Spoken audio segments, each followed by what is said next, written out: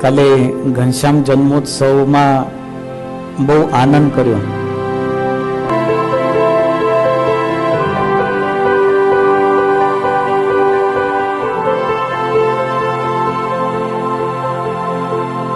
ભગવાનના આનંદમાં આપણે બધા મગ્ન થયા હતા.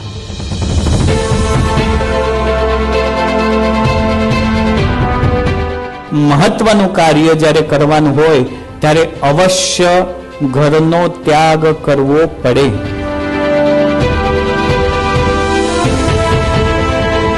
પણ વિચાર કર્યો કે માતા પિતાને એમની સેવા કરું અને પછી હું મારા કાર્યનો પ્રારંભ કરીશ.